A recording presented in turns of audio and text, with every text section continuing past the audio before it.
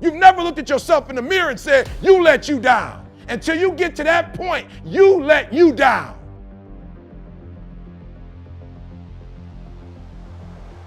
Work on your focus. Perspective is everything. And let me tell you something. The problem with most of you is that you see difficult as something negative. For real, for real. I want you to see difficult differently. Are you hearing me? I need you to see difficult differently. Now, that weightlifter, when my man looking at those weights, when he got that iron is heavy. But he's not looking at that iron like, look how heavy the iron is. And he knows what it's gonna do. It's gonna tear his muscles to pieces. He gets it. But what he understands is that if he tears them down, they're gonna rebuild themselves. And when they rebuild themselves, they're that much stronger. Listen to me. The more you go through, the more difficult it is, the more challenging it is. Listen to me, the harder it is. Are you hearing me? The more challenging it is, all you're doing, baby, is building muscle. You're building muscle. So don't quit. Don't give up. Don't stare at them. Listen to me. You don't get buffed by staring at weights. You don't get buffed you don't get healthier by staring at it. You get healthier by running up to it and grabbing it and pushing it. Look, push through that stuff. Push through it. You can get through it. He said he won't put on you more than you can bear. You can get through it. How to love yourself and help others with Eric Thomas. We are so quick to ask others to make guarantees to us, but we don't guarantee ourselves. Have you ever looked at yourself in the mirror and said, I let me down? You need standards and values. Choose to do things that you value. Eric Thomas encourages others to dream big, but get the small wins. What can you do to separate yourself from everyone else? Thomas gets up at 3 a.m. to get ahead. A problem is that some of us have left our old careers, but have carried over the 9-to-5 mindset. When you're a true hunter, you don't go by the clock. When you want to succeed as much as you want to breathe, you will be successful. A common challenge across the board is that people don't believe. I was growing up, it was a long, long time ago, but when we used to fight, we used to get in a circle. We'd get in a circle, and then two people would get in the middle, and then you'd fight, right? And I got smart, because I didn't really like to fight, so I got smart. And I started telling guys who said they wanted to fight me, I'd say, look, let's do this. Let's not fight in front of nobody. If you really want to fight, let's go in the back, just me and you.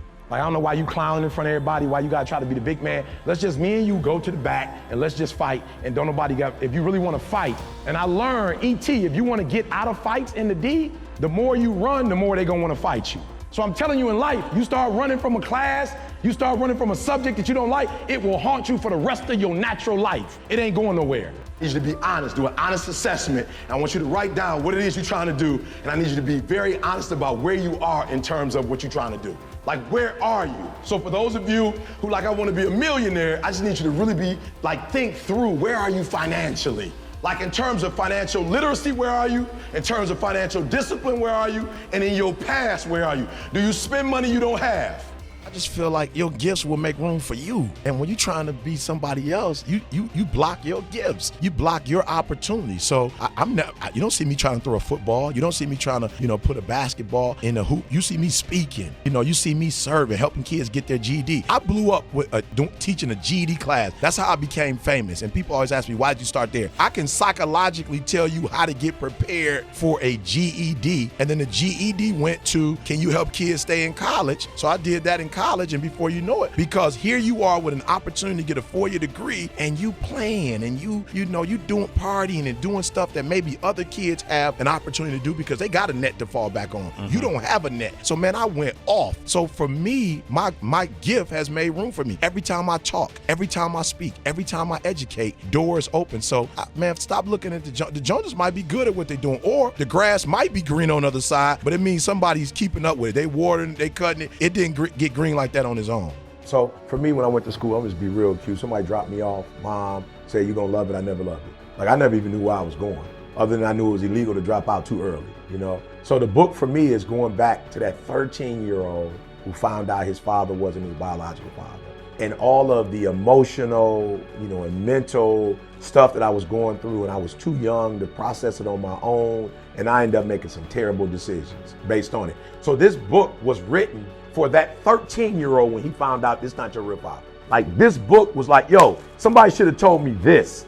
Somebody should have told me what my strengths were and what my limitations were, because I didn't even know being a people person, how that would devastate me. Being that I needed affirmation and that I, needed to like almost be clingy with my mom. Like I didn't know. So what the assessment allows me to do is see and then put it in characters.